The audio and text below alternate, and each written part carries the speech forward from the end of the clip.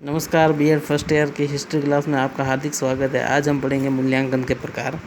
मूल्यांकन के मुख्यतः दो प्रकार है। पहला मौखिक परीक्षा है एवं दूसरा है लिखित परीक्षा। सबसे पहले हम मौखिक परीक्षा के बारे में पढ़ेंगे। यह परीक्षा प्राथमिक स्तर पर उपयोगी है, जिसके अंतर्गत अध्यापक एक प्रश्न पत्र का निर्माण करता है एवं छात्रों से प्रश्न करता है एवं छात्र मौखिक रूप से सहज उत्तर देते हैं। अब है लिखित परीक्षा। लिखित परीक्षा के अंतर्गत भी अध्यापक एक प्रश्न पत्र का निर्माण करता है, जिसका उत्तर छात्रों को लिखित रूप से देना पड़ता है। अब है लिखित परीक्षा के प्रकार। लिखित परीक्षा के भी दो प्रकार है, वस्तुनिष्ठ परीक्षा पर आधारित और दूसरा है निबंधात्मक प्रश्न पर आधारित। अब सबसे पहले हम वस्तुनिष्ठ प्रश्न पर आधारित परीक्षा के बारे में पढ़ेंगे। वस्तुनिष्ठ प्रश्न की परिभाषा इस प्रकार है। जे.एन. राइस के अनुसार वह प्रश्न जिसका मूल्यांकन करने पर एक ही निष्कर्ष तक पहुंचा जाता है तथा किसी कार्य के लिए एक अंक प्रदान किया जाता है, वस्तुनिष्ठ प्रश्न कहलाते हैं। अब वस्तुनिष्ठ परीक्षा के भी दो प्रकार है। पहला प्रत्यास्मरण, दूसरा प्रत्याभिज्ञान। सबसे पहले प्रत्यास्मरण को पढ़ेंगे। प्रत्यास्मरण के दो भाग हैं, साधारण और दूसरा है रिक्त स्थान वाले। सब साधारण प्रश्न के अंतर्गत उनकी भाषा सरल और सुबोध होती है। जैसे एग्जाम्पल के लिए हमारे देश के प्रधानमंत्री कौन है। रिक्त स्थान वाले प्रश्न के अंतर्गत आपके सामने कोष्टक के अंदर दो आंसर दिए जाते हैं, दो शब्द दिए जाते हैं, इसके अंदर से उपयुक्त शब्द को भरना पड़ता है। जैसे हमारे देश के प्रधानमंत्री देश है, तो दो नाम दिए होंगे, जैसे लाल कृष्ण आडवाणी और नरेंद्र मोदी, तो आपको खाली जगह में नरेंद्र मोदी भरना है। फिर प्रत्याभिज्ञान के आधार पर ये चार प्रकार के हैं। एकांतर प्रति उत्तर, जिसके अंतर्गत आपको सत्य या असत्य में आंसर देना है। दूसरा है बहु निर्वाचन, इसके अंतर्गत आपको एक ही प्रश्न के चार आंसर दिए जाएंगे, लेकिन कोष्टक के अंदर आपको सही आंसर है वो भरना है। तीसरा है तुल्य मिलान के अंदर आपको खंड अ और खंड ब दिए होंगे, जिसके अंदर खंड अ के अंदर प्रश्न होंगे और खंड ब के अंदर उत्तर होगा उन प्रश्न का, तो सही उत्तर को उपयुक्त प्रश्न के साथ में मिलाना है। फिर वर्गीकरण, नेक्स्ट है वर्गीकरण। तो वर्गीकरण के अंदर आपको चार ऑप्शन दिए होंगे, जिसके अंदर से तीन तो समान होंगे लेकिन एक असमान होगा, तो आपको आंसर के रूप में उस असमान आंसर को कोष्टक के अंदर भरना है। ये वस्तुनिष्ठ परीक्षा के प्रकार थे। अब हम वस्तुनिष्ठ परीक्षा के गुणों के बारे में पढ़ेंगे। वस्तुनिष्ठ परीक्षा के गुण इस प्रकार है। सबसे पहला, वस्तुनिष्ठ प्रश्न वैधता से युक्त होते।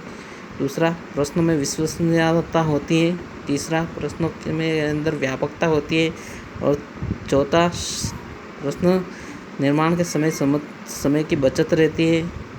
और पांचवा, रटने की प्रवृत्ति का यह प्रश्न विरोध करती है, ये प्रश्न। फिर नेक्स्ट है वस्तुनिष्ठ परीक्षा के दोष। नकल की अत्यधिक संभावना रहती है। दूसरा, ये प्रश्न छात्रों की रुचि के अनुकूल नहीं बनाए जाते हैं। तीसरा, कल्पना शक्ति का विकास नहीं होता है इनके द्वारा। चौथा, विषय की पूर्णता की जांच न होना। अब हम पढ़ेंगे निबंधात्मक परीक्षा के बारे में।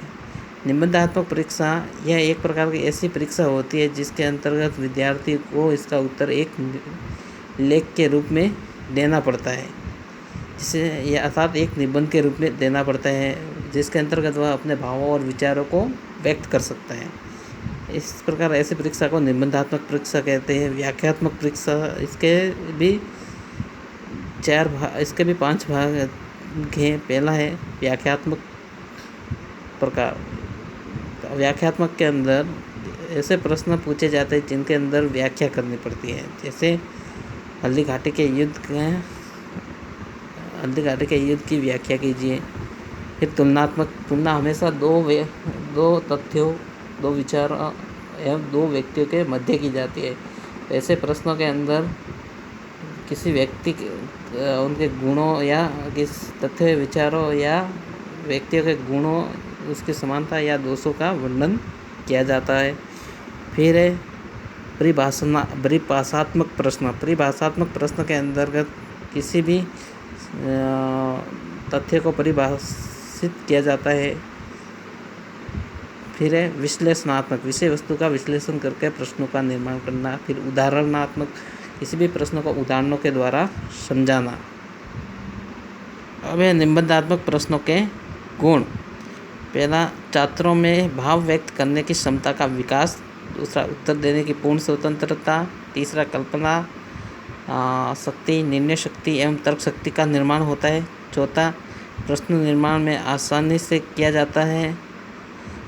और पांचवा है, उत्तर की पुनर्जांच की जा सकती है। अब निबंधात्मक प्रश्नों के दोष, जिसके अंतर्गत पहला दोष है विश्वसनीयता का अभाव। दूसरा है मूल्यांकन का मापदंड नहीं होता है। तीसरा है व्यापकता का अभाव। चौथा है जांच कार्य निष्पक्ष न होना। और पांचवा है छात्रों के स्वास्थ्य पर प्रभाव पड़ना। अब है उपलब्धि परीक्षण के आधार पर मूल्यांकन के दो प्रकार है। पहला प्रमापीकृत और दूसरा अप्रमापीकृत।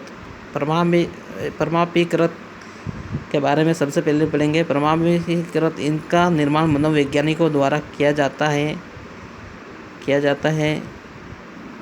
ये वैधता एवं विश्वसनीयता से सुनिश्चित होते हैं। जैसे उदाहरण के लिए टर्मन का बुद्धि उपलब्धि परीक्षण। और दूसरा है अप्रमापीकृत, इनका निर्माण शिक्षक द्वारा अपनी आवश्यकता के अनुसार किया जाता है। उदाहरण के लिए जैसे कक्ष में बनाया गया पाठ्यक्रम से संबंधित कोई परीक्षण। उपलब्धि परीक्षण के सोपान है। शैक्षिक उद्देश्यों का निर्धारण। दूसरा, रूपरेखा तैयार करना। तीसरा, अपेक्षित प्रश्नों का निर्माण, चौथा अंकन करना। और पांचवा, प्रश्नों का विश्लेषण क्रम से करना। आज की क्लास में इतना ही।